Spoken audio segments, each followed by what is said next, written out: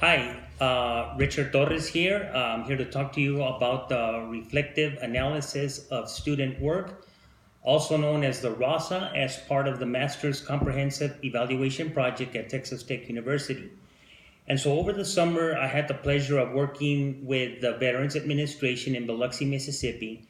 I worked with a veteran by the name of John. We're using a pseudo name. And so we developed some goals for him as part of his program. And so I'm going to go over the RASA process regarding the goals that we had for John. The first goal that we had for him was use of the 2-point touch technique with correct arc width, height, rhythm, and step.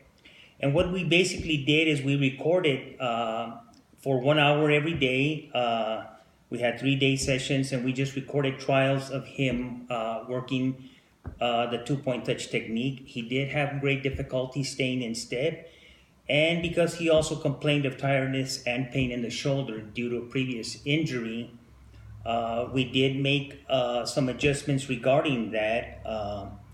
We did use a tandem bar and an arc definder to help him with that. However, just because he complained of a lot of pain and he wasn't able to correctly perform the technique, so we basically had to scrap goal number one.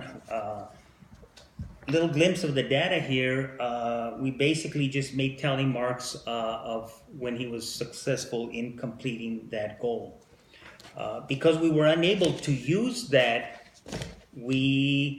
after talking to other of the O&M specialists there, the use of constant contact was a better method for him. He did have some difficulty staying in step, but he no longer complained of the shoulder pain. And so also we recorded trials for him for 3 days, and he did make quite an improvement. We also continued the use of the tandem bar and the arc definder, but as the data here reflects, he did show growth, and it was a much better technique for him. As part of the goals for him, we also had for him to specific targets with low vision devices.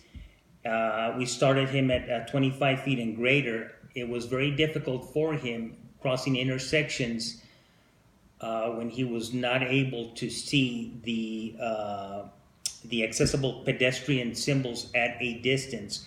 So we tried different magnification powers, starting at 25 feet and then increasing all the way to 30, 40, 50, 60, 70, using different magnifications, 3x, 4x, 5x, and 6x.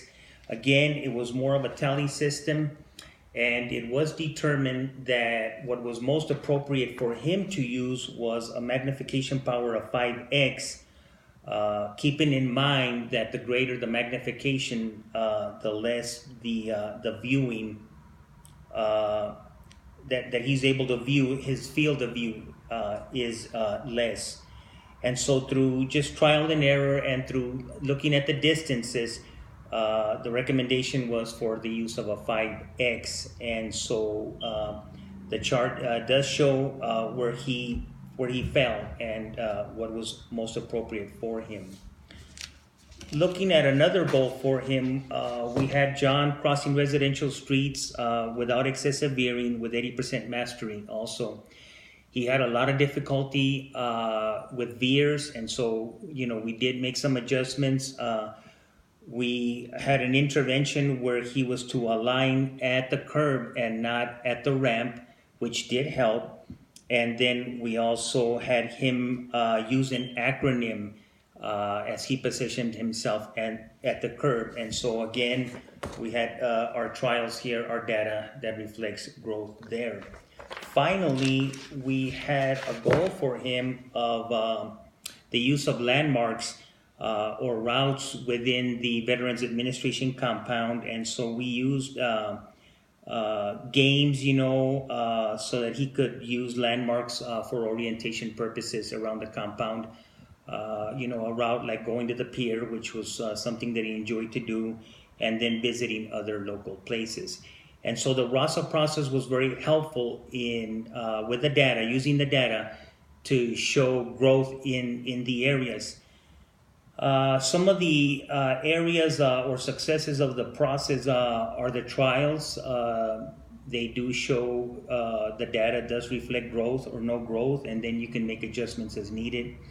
Collaboration among other professionals, what I would say was also a success of the process.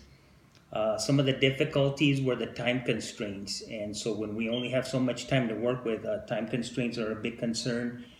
And so the data collected, you certainly need someone to help you collect data. It's practically impossible when you are being an instructor and then trying to collect the data on your own. So during the data gathering process, you might need help. Overall, I would say that I was very I learned quite a bit using this process. I was a little skeptical in the beginning, and so I would use it. I probably would not use as many goals and probably just focus on 2 goals for the future. But anyhow, thank you very much.